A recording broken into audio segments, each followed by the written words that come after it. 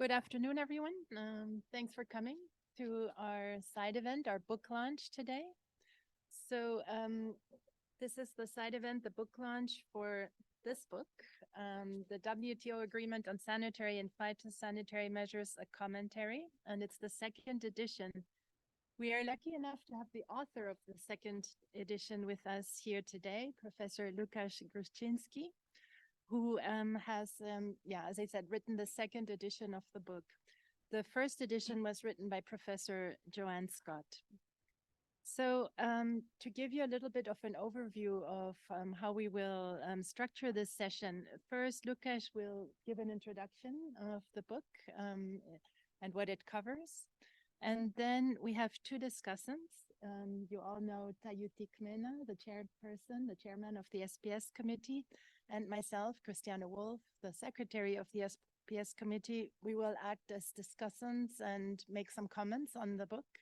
And then we're hoping to have a conversation with all of you online and in the room. I hope you have some questions or comments on the book. And I think Tayutik and myself may also have some questions we would like to ask Łukasz. So without further ado, I will hand the floor over to Łukasz. Please go ahead with your introduction.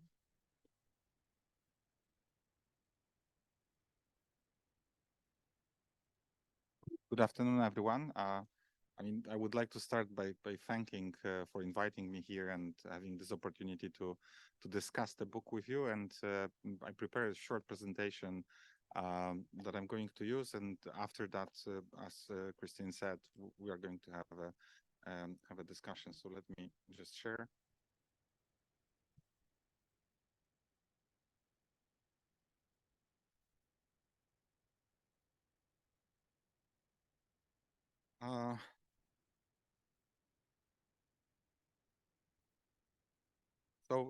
Let me start by saying that this book was prepared as a part of the project that I implemented between 2020 and 2023. I'm expected to mention this every time I'm presenting the outcome of the research, but this was funded by the Polish National Science Center as an academic project. It's a part of the bigger series of Oxford Commentaries of International Law. They do not cover only WTO law. They relate to different things. And just to give you the example of recent books published within the series, there is one commentary on TRIPS agreement from 2020, but there is also a commentary on the Convention Against Transnational Organized Crime from 2023. So great variety. Oxford decided to integrate WTO commentaries into a broader series on public international law. As Christine said, the first edition was published in 2007 by Professor Joanne Scott. She did not participate in the preparation of the second edition, but of course the final outcome is a combination of the first edition and the second one. So I updated certain things, I changed certain things, but of course part of the book is still from 2007. I just made sure that the book is up to date. So what is inside? 10 chapters, 9 of them relate directly to the SPS agreement.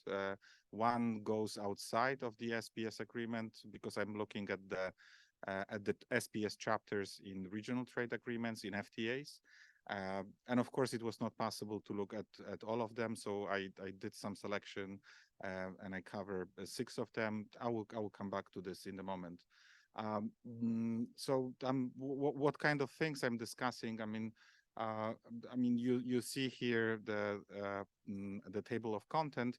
I just wanted to mention that a separate chapter is dedicated to SPS Committee.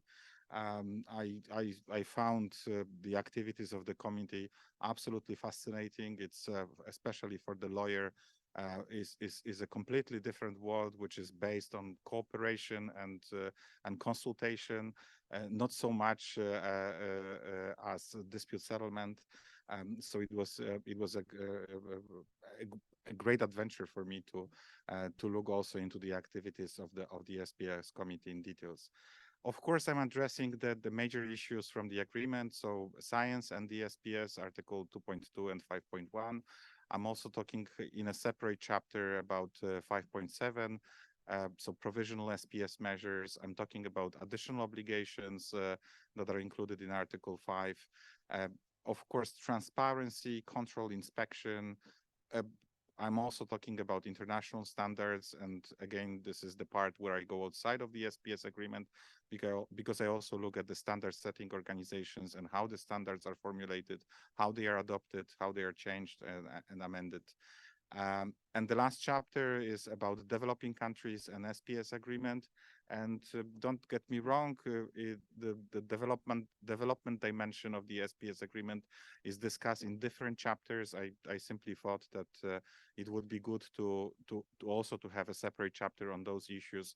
And again, this chapter goes outside of the WTO and outside of the SPS agreement, because I'm looking also at other initiatives that are implemented outside of the SPS agreement with respect to developing countries. So, I mean, if you compare the first edition with the second one, I mean, this is what I called in the introduction. I think that the first period between 1995 and 2006, and this is the period that was covered by the first edition of the book, was a period of infancy of the SPS agreement. So, I mean, of course, you had already very important decisions like EC hormones that sets the directions for the future developments, but many issues were simply unaddressed, and many issues were not even recognized as an issues.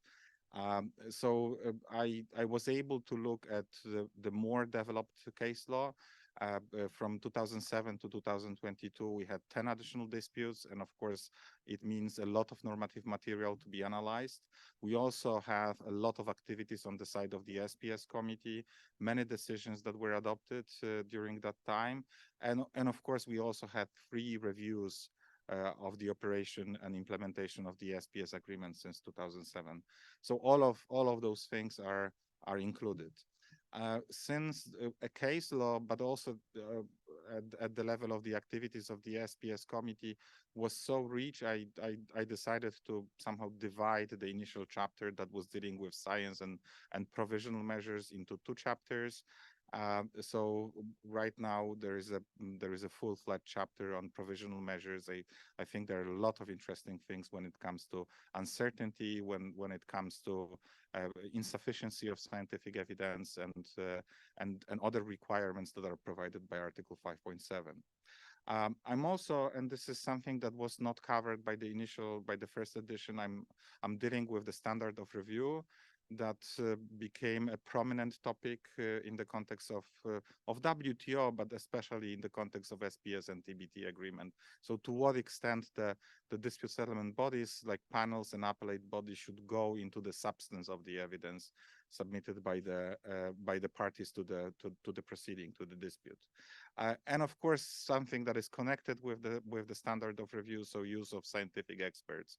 To what extent they should be used, how you should interact with them, how to translate the language of science that is presented by the experts into legal terms, into something that lawyers can understand. And as I mentioned, another difference, if you compare with the first edition, is a separate chapter on chapters, SPS chapters in FTAs, and I'm covering CETA, USMCA, RCEP, EU, Japan, EPA, and CP, so what I wanted to have is I wanted to have a diversity, geographical diversity, to cover different parts of the world. I didn't want to concentrate only on EU or United States, but to look at different regions. And I also concentrated on those agreements that are recent, so didn't want to have anything that is older than more than 6-7 years.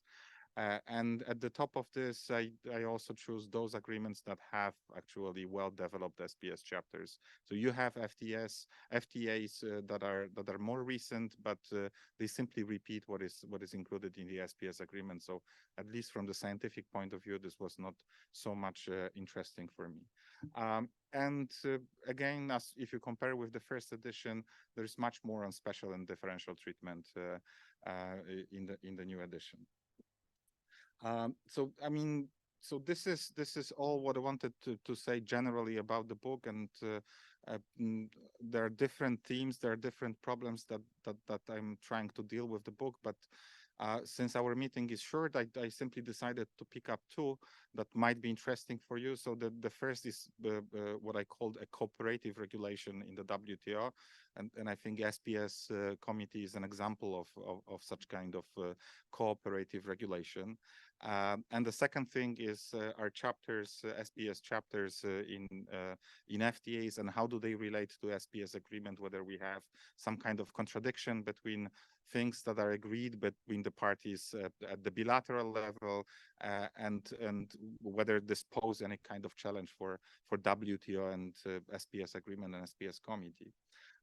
So the first issue, so the SPS committee and its function as a regulator. I think that and this somehow remains unappreciated outside of the WTO. The SPS committee is super important. It performs different functions. It's to surprise of many, it elaborates the norms. And again, the lawyers, in public international lawyers, would tend to think that norms are elaborated in the form of the agreements between the countries. And of course, the SPS committee do not have the mandate to create the new norms. But if you look much closer at the activities of the SPS committee, I think you can come to the conclusion that there is a lot of normal elaboration, of course, within the boundaries set by the SPS agreement, and sometimes on the basis of explicit authorization in the agreement, sometimes simply on the basis of Article 12.1 that gives the right to the committee to support the members in implementation and application of the SPS agreement. So I'm looking at those. I'm looking at those guidelines, different guidelines that were adopted in the context of the SPS agreement, and the second step that I'm doing in this context is I'm looking at the legal status of those documents. So of course, I mean, the question that comes to mind of every lawyer is whether you can base your claim on the basis of something that was agreed in the context of the SPS agreement, whether you can do it independently from the SPS agreement. The answer is no. But the documents that are produced by the SPS committee really sometimes, I mean, you can even say that they add to the obligations that you have, or at least they explain and they guide the members how to implement and how to interpret specific provisions within the SPS agreement. And we have cases both at the level of the panel, and we have cases at the level of the appellate body when it existed, which confirms that you need to take into account as a part of the context. So using the language similar to what you have in the Vienna Convention on the Law of Treaties, that you need to take into account those guidance, because they might represent, or they represent, the agreement between the countries as to the interpretation of specific provisions.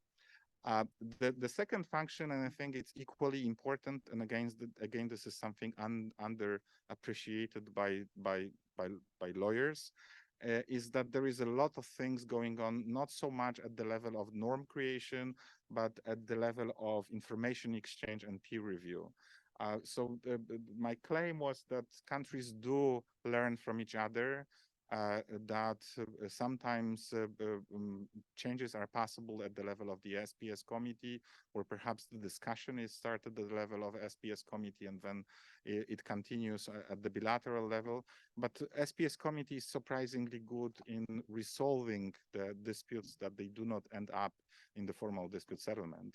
So in this sense, it also performs a dispute prevention function. And in this context, I'm of course specifically looking at the specific trade concerns. Again, this was somehow out of different things that are discussed in the context of the SPS committee. This was the most fascinating thing, and to see, for example, that it not necessarily, I mean, raising a specific trade concern does not necessarily lead to the regulation. That sometimes you see the adjustments also on the side of the country that is raising the specific trade concern, so not necessarily on the country that is directed with the specific trade concern. And the second thing that I just wanted to highlight, and of course, if you're interested, please have a look into the book, where I discuss those issues in more details, is the relationship or the position of the SPS chapters in FTAs vis-a-vis SPS agreement. And what I've noticed, I mean, I've noticed a couple of things. So, I mean, first of all, you can see an evolution from very simple SPS chapters, I don't know, 15, 20 years ago, that sometimes were composed of 2 or 3 provisions. Sometimes they were not even chapters, but they were part of the agreement. And we have a tendency to have a bigger and bigger chapter with the time. So if you look at the more recent FTAs, yes, I mean, you can expect that there will be a chapter that will not be limited to 2-3 provisions, but it will be more comprehensive. The second characteristic thing is that at the level of those chapters, you see a lot of connections between the SPS chapters and the SPS agreement. So all the agreements that I analyze, they confirm that they do not affect the rights and obligations of the members under the SPS agreement. They also very frequently take different definitions from the SPS on WTSPS context, or they highlight that they are implemented or they are adopted in order to further the objectives of the SPS agreement. Mostly those provisions are not really of substantive character. They're mostly of procedural character. And if you have any substantive provision, usually this would be simply a repetition of what you have in the context of SPS agreement. When you look, and of course, for scientists, for academics like me, the most important or the most interesting thing is how you construct the relationship between those elements in the chapters that are new, that you cannot find equivalent in the SPS agreement, that they add, and we call this, and I'm sure you're also aware about this vocabulary, SPS plus or SPS minus obligations. And when I started the research, I expected to see a lot of SPS plus and a lot of SPS minus obligations, but the conclusion was different. So if you look at the new elements in those chapters, it turns out that sometimes a specific provision will be classified as a SPS plus, so something that you cannot really find in the SPS agreement, but it will reflect the decision of the SPS committee. And of course, as I said a couple of minutes ago, you cannot read the SPS agreement without different decisions that are adopted by the SPS committee. This is part of the context that explain a normative content of the agreement. And sometimes those new elements also reflect a case law. Just to give you the example, one of the agreements, I cannot recall which one, highlights that risk assessment can be both quantitative and qualitative. I mean, this is not something that you find in the context of SPS agreement. SPS agreement is silent. However, if you look into the case law, you've got a number of cases where appellate body clearly said that there is no requirement for quantitative risk assessment, and qualitative risk assessment is as acceptable as acceptable as well. You can have a wrong impression that there is a lot of plus, but at the end of the day, it's not so much plus. It's simply, those elements are taken not only from the agreement, but from other contexts. Of course, there are also real SPS obligations, so you cannot really find an equivalent in the context of WTO. But my argument here is that they do not really modify the content of the obligations here at the level of the WTO. They might modify the a content of obligations between the parties, but under the agreement, specific agreement, so not within the SPS. But again, those cases are very infrequent, and I don't really think that they pose a problem for some kind of uniformity of the sphere. There are also voices in the academia which says that there are also SPS minus obligations. So if something is not included in the chapter, it means that the parties agree between each other not to apply this. And I'm building the argument against, saying that no, this is not the case, because always in the back you have SPS agreement, and there will be an obligation on the basis of the SPS agreement between those parties, even if there is no such obligation under the FTA. So that's all what I wanted to highlight, and I'm happy to take questions and to discuss those issues. And thank you for your attention. Thank you very much for this introduction. And I might be a little bit biased, but I find it really fascinating. So yeah, we were impatiently waiting, both Tajutik and myself, to receive our copies of the book, and have been looking at it with great interest. So in deciding what to comment on in today's session, I thought I would focus on the committee chapter, because that's, of course, what maybe interests all of us most who are here in Geneva this week.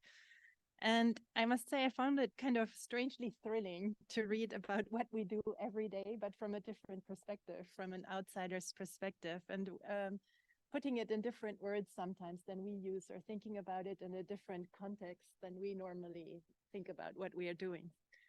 So some of it, of course, is not surprising. We all know that we have specific trade concerns. We all know that we have committee decisions and procedures and so on that have been adopted. But some of it was surprising to me because I started to see it in a new light. And I'll give a couple of examples maybe where I thought really it made me think about things in a new way. And the first example I wanted to share with you is the committee's norm elaboration function. So it's not a surprise to anybody who has been to the committee that the committee has adopted a number of decisions and procedures and guidelines and so on. But what was new to me is to think that the committee's norm elaboration function doesn't end there. The committee's other activities in terms of information sharing, in terms of specific trade concerns, also has a norm elaboration function. And if I may try to explain what you say much more eloquently in the chapter, it's this idea that by discussing individual measures and by this sort of peer review mechanism of measures as part of the STCs, this contributes to elaborating norms. In what way? By commenting on each other's measures and presenting arguments for and against and asking questions about them, members are inculcating a type of core values that are underlying what we're doing in this space. So the discussion of the measures defines the limits of what's acceptable, and through repeated comments and arguments that are presented. So it's a type of accountability through peer review that also delineates what counts as acceptable in domestic regulation. And this idea, I found quite interesting. STC is seeing them not just as peer pressure, trying to push a member to change something in the way a regulation is formulated or applied, but also leading to a form of cooperation, sort of reinforcing, yes, we all share the same objectives in terms of regulating, but seeing it as a cooperative exercise and and also the sense of responsibility between members that you have highlighted. And then the second area that I wanted to comment on is regarding more procedural things. And of course, the Secretariat, to a certain extent, is the guardian of the procedure of the committee. So maybe that's why I found that interesting. It's true that the committee has adopted its own working procedures and their rules of procedure based on those of the General Council. But much of what the committee does is not actually written down anywhere. So a lot of it is just based on practice. I often get questions either from my colleagues or from new delegates. So where can I read how the specific trade concerns work? And it's actually not written down anywhere. It's just something that has evolved in the committee. I think one of the things that you say in the chapter is that the committee is largely self-made in terms of its operation, but it's distinctly not ad hoc in its approach. And that, yeah, I think that is an interesting way to see it, because it's true that the committee started some of the practices very early on in terms of, for example, specific trade concerns. But I think also the practices have evolved, and the committee has often questioned the way that things are being done. There have been proposals to change things, and things have changed. So in my own words, what the committee is doing in this sphere, in the procedural sphere, is something like rulemaking by doing, sort of a cooperative and reflexive, repetitive way of agreeing on procedures and rules for interaction, often tacit, and that are very organic and evolve with the needs of the committee. So yeah, those are 2 points that I found interesting. Now your turn. Thank you, Christian. I did find the book really fascinating because it provides, let's say, 2 moments in the history of the SPS committee and of the SPS agreement. And you have the first edition that really presents, let's say, an SPS agreement and an SPS committee in its infancy, where members were really developing their understanding on what was happening back then. And then you have the second edition that really updates our knowledge about what has been going on for the last 10 years or so. So we can actually compare very easily, let's say, our understanding of what happened in the first 10 years versus what has been happening since then. And I really appreciated that approach because it allows us also to have a better understanding of where we stand right now. And where we stand right now is definitely a point where we have a much mature SPS committee, but also a much better understanding of the SPS agreement. And when I was looking at the book, I was always having in my mind the idea of, as a negotiator, as a delegate here in Geneva, is do we need to change the SPS agreement? How can we improve how we are functioning? And in general, I think that an idea came back, and that is the SPS agreement actually works quite well, which is a general conclusion that is not only specific to me, but also to the membership as a whole, which is a very interesting approach, because it shows that even though it has been subject to, let's say, many challenges over the years, it is an agreement that still works very well. So that's a very particular aspect of this agreement that perhaps other agreements don't not necessarily hold the same, I would say, level of improvements over the time. And sometimes members feel the real need to go back and discuss specific aspects of those agreements. But every time that we have that conversation in the SPS committee and on the SPS agreement, we actually see a more strengthened SPS agreement. And I go back to the point made by Cristiane, but also by Lucas on the particularities of the SPS committee. And I would say that it goes into the culture developed by the SPS committee. And of course, when we're talking about the culture of the SPS committee, we need to go back to the people that are part of the SPS committee.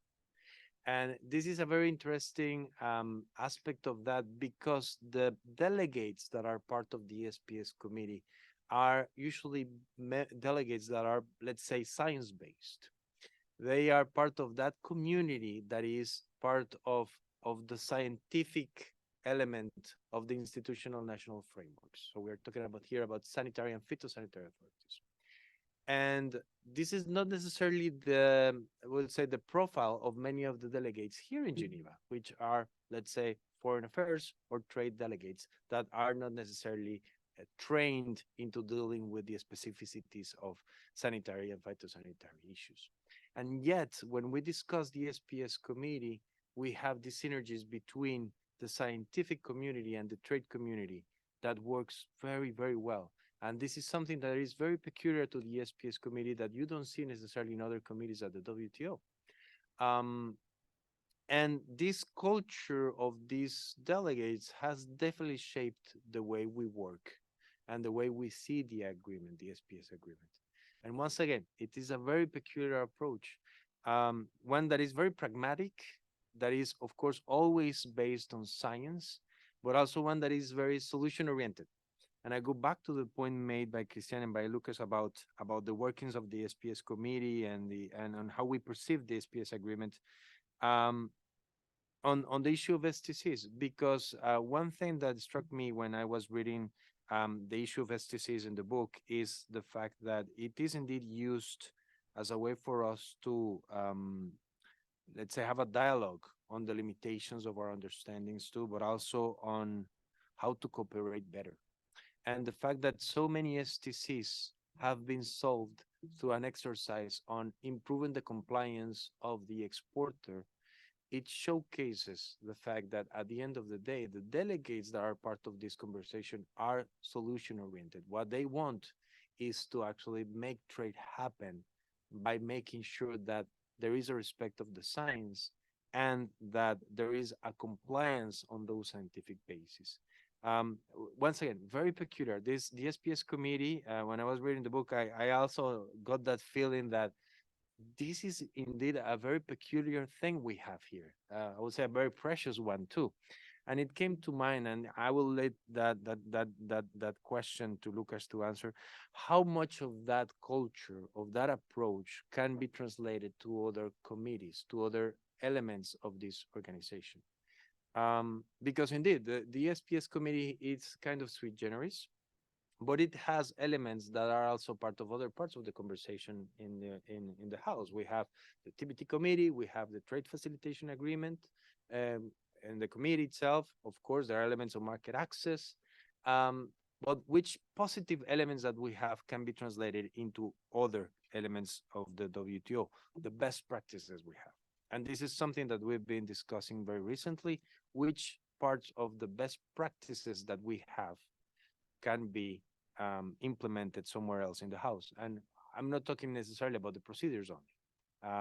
We are indeed, I would say, one of the leading committees in terms of improving the standards of working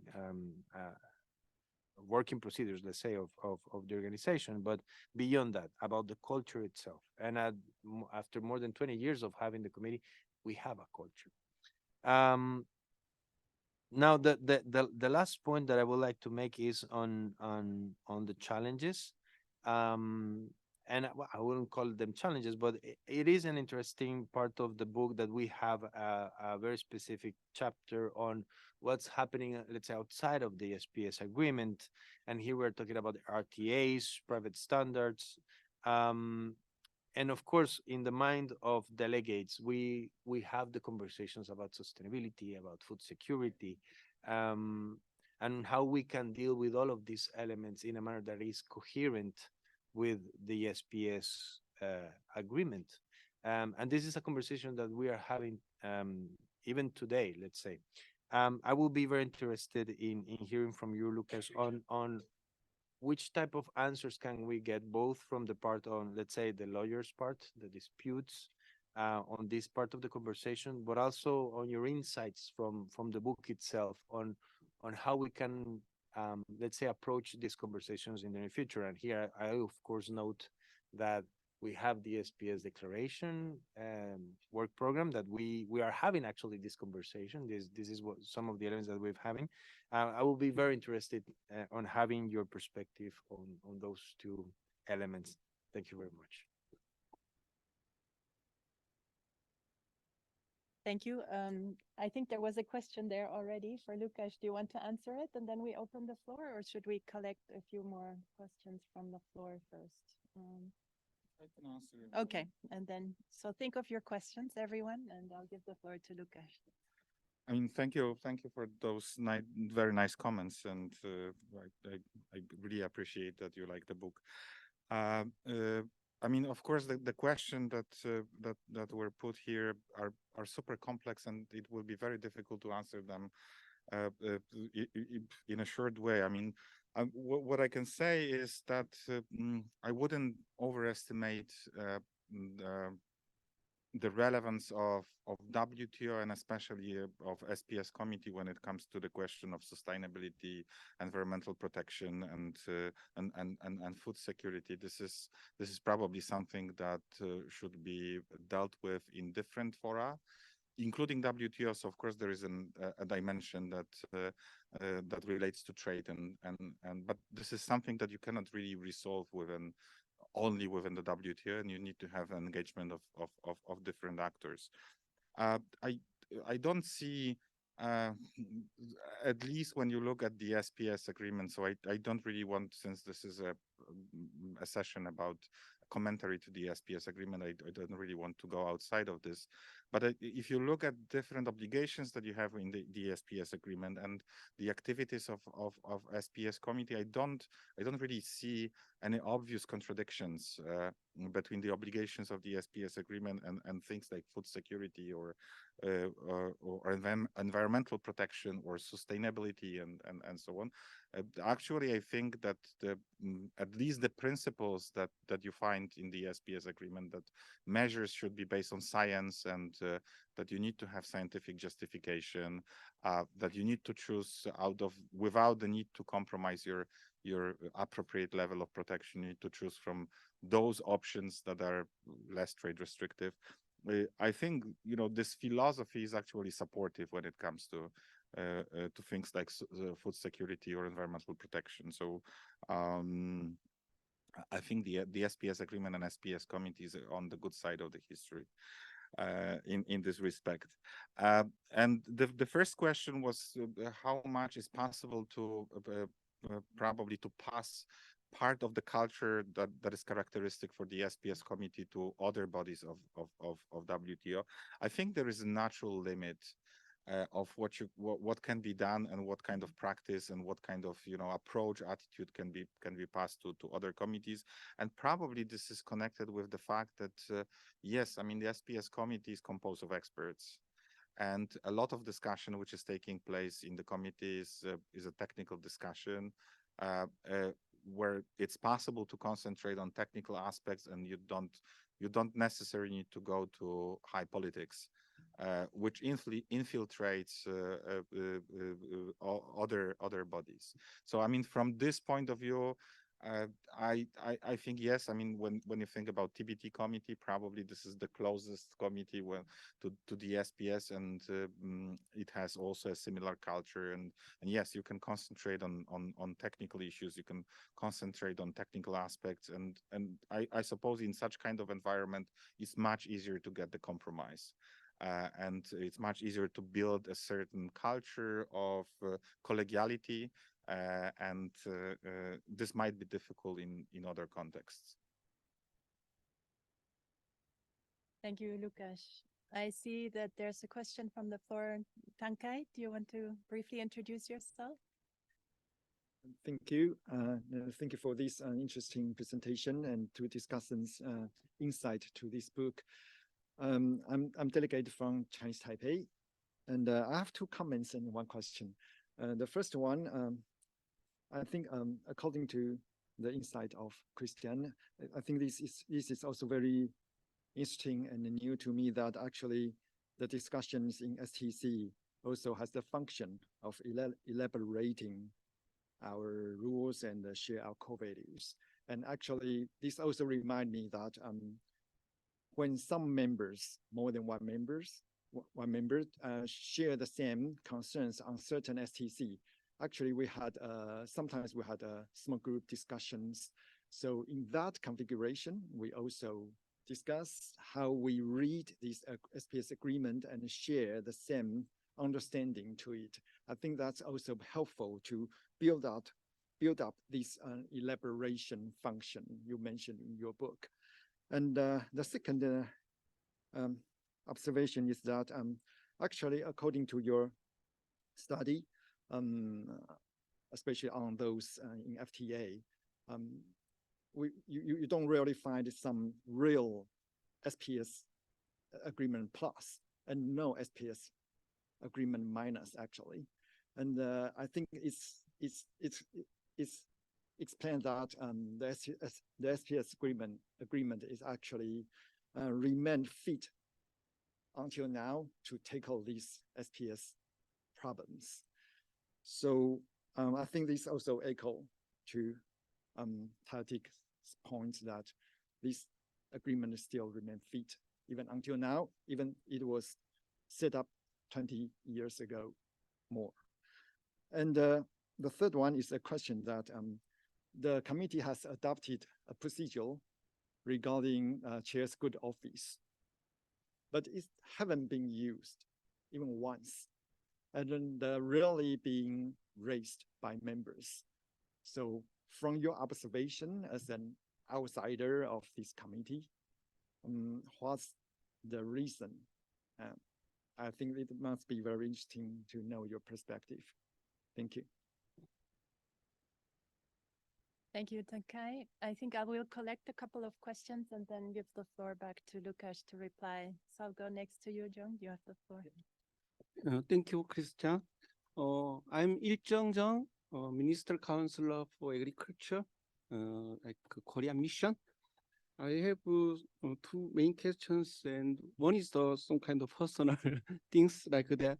What kind of fascination you lead to write this book, to revising this book, and how long time you take to write this one, and how you gathered all the information, especially committee meeting is quite difficult to gather the information. So how you gathered all the information, and while you were writing this book, what was some kind of new knowledge and astonishing thing for you while you writing this book?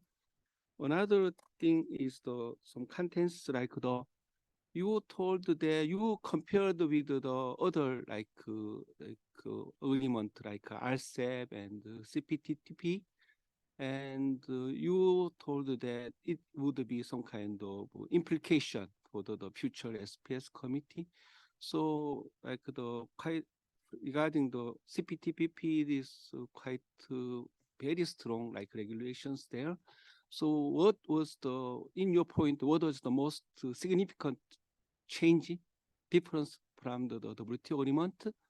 And so what kind of policy direction you expect when you look at those compared to other the agreements? Thank you very much. Thank you very much. And I'll take one more question from Brazil. Thank you. Thank you for the presentation. It was very interesting. Congratulations for the book. I have two questions here. One is related to the decisions and the other related to the SPS minors, as Tankai has mentioned.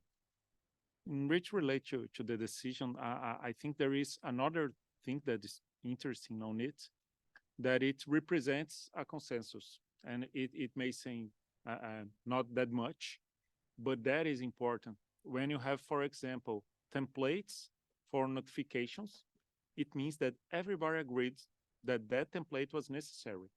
So when we've been having discussions in bilaterals this week, when you said about the lifting of suspensions, which means you interrupt the trade, and after that you lift that interruption.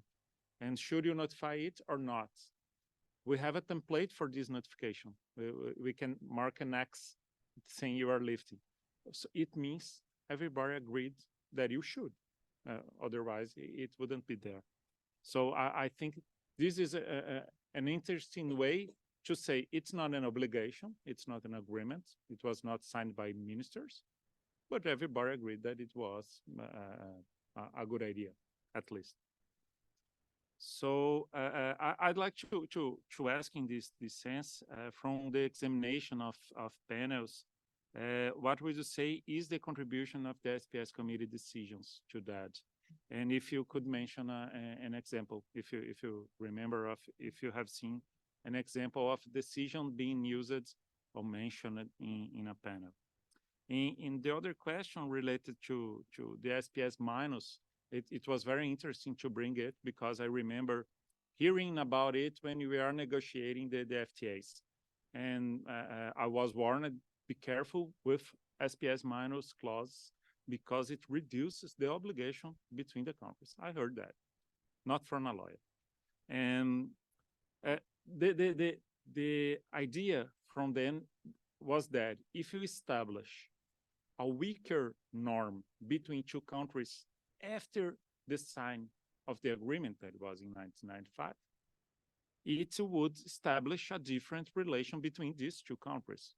Let's make an example. For example, they say in case of uncertainty, it's just a hypothetical. In case of uncertainty, you can take definitive measures, not just provisional measures. It's an agreement between just these two countries. Do you think that is a possibility that if you have a weaker norm or a different norm, it would be a new relation between them two? Of course, it does not change the relation of them related to the other members, but if do you think it would change the relation between these two countries signing the FTA? Thank you again. Sorry, I also have a question. I'll take the opportunity of Professor Lucas' legal expertise. A speculation I've always had, even prior to being here at the WTO, was that whether, when we are here in the works of the committees in general, what we agree here is not a legal treaty, it's not an agreement, because I mean, we do have plenipotentiary ministers deciding that and so on and so forth. But do you see a possibility of building international law, like through the customs that are from the practice of the committees? Like there is a reiterated practice in a committee, therefore a perception from a group of members or the membership that practice would be a legal obligation.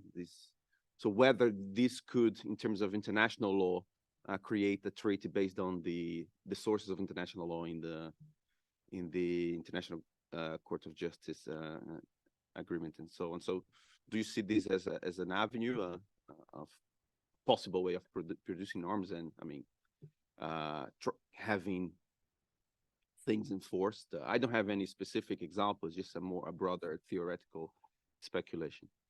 Thank you.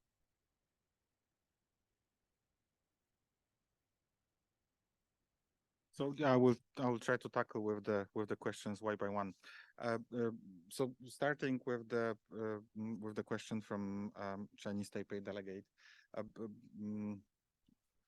I'm going to present the book next week in Taipei at Academia Sinica, so I will also have an opportunity to talk with my Taiwanese colleagues there. What I wanted to say is I agree with you that this process which is happening during the conversation about the SDC it's multidimensional.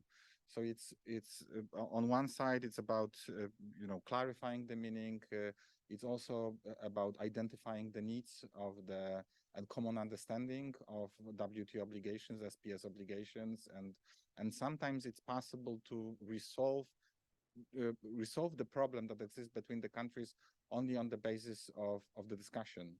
Sometimes it's possible to resolve the problem between the members because the needs are articulated, and then there is an action which is coming, and I don't know, a country is not able to comply with the new SPS requirement, then articulates, and then what comes next is some kind of assistance of the importing country. So I mean, from this sense, I think, you know, the whole process which is happening in the context of STC is very important, and it might, I mean, it reduced the tension within the membership, and might help to avoid the disputes.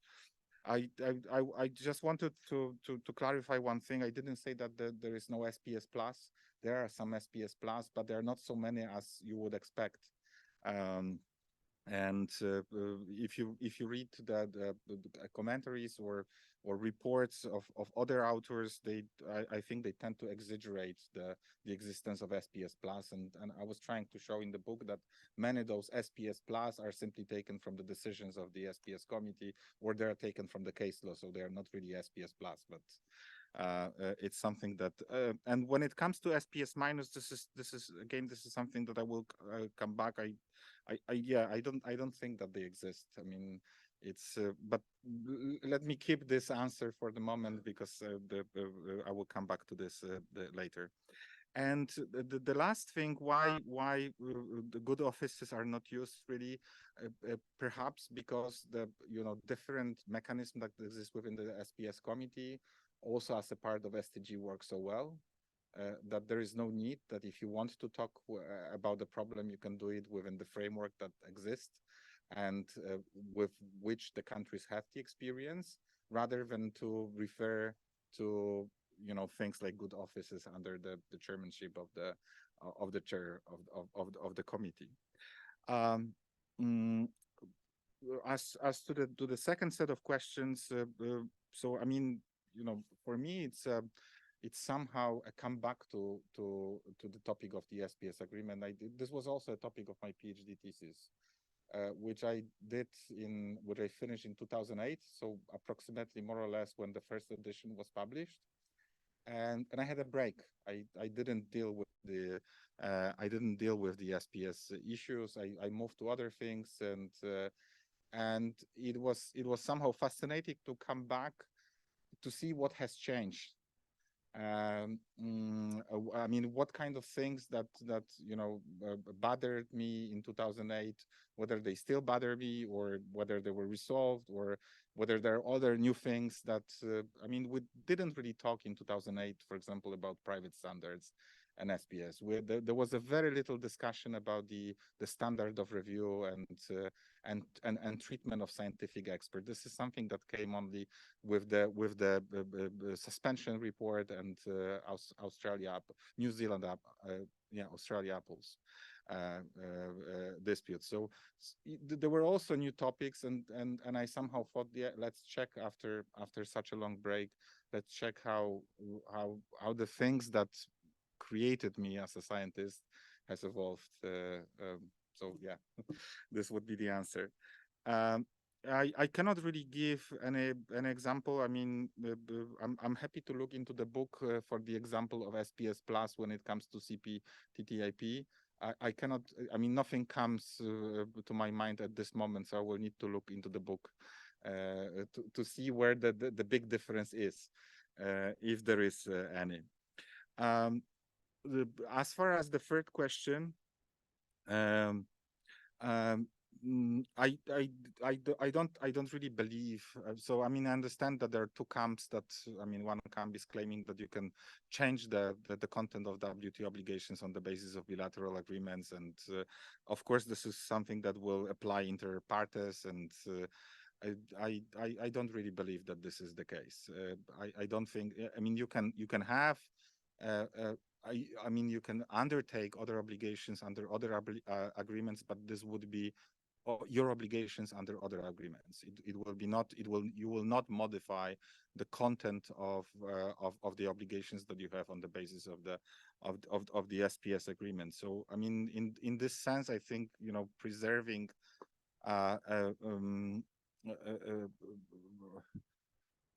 I'm missing the word, preserving the consistency of the of WTO law, but by not allowing the countries to modify inter partes the obligations, I think it's important. And I think, if I recall correctly, there is one there is one report of the appellate body in which appellate body explain how you can modify outside, and I think it's it will be not really possible to say that the SPS chapter meets all those criteria. As far as the last question is concerned, I mean, of course, you can say, I mean, the SPS committee does not create the law in a traditional sense of the word. But I mean, you can say, yes, I'm satisfied with the fact that this is it's not one of the sources of public international law, and this is the end of the discussion. Yeah, I agree with you. This is not the law in a traditional sense, but I think, you know, if the approach is such, I think you cannot explain everything what is going on at the international level, that there is a lot of activity going outside of the framework that we have, that we traditionally use to describe what qualifies as international law and what does not qualify as international law. And as your colleague gave the example of the notification that, you know, adopted by consensus, everybody is doing. So is it irrelevant? I mean, we've got a certain standard of conduct that everybody is following. So, I mean, you can say, yes, this is something, it's not the law, it's a practice, we are not interested. But you can also say, perhaps, you know, the framework that we have does not describe the actual state of affairs when it comes to public international law. And perhaps we have, you know, new things that are developing, like a practice, a good practice within the committees, activities of the committees, the activities of the committees in the form of the decisions in which they explain how you should understand the normative content of the agreement. And I think, you know, without taking those elements into account, you cannot really get the picture of what is going on at the international level. So I would say, yes, I mean, we need to look at them, not necessarily labeling them as sources of international law, but they definitely constitute a part of international law. And perhaps we still don't have a vocabulary to describe what they are.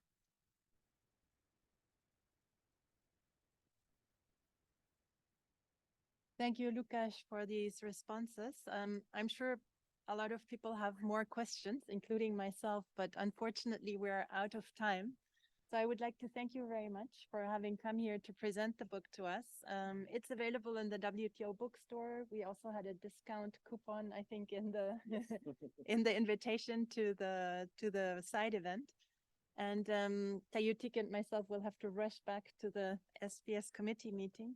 But thank you very much. And it was really a pleasure. And I think a lot of us would have loved to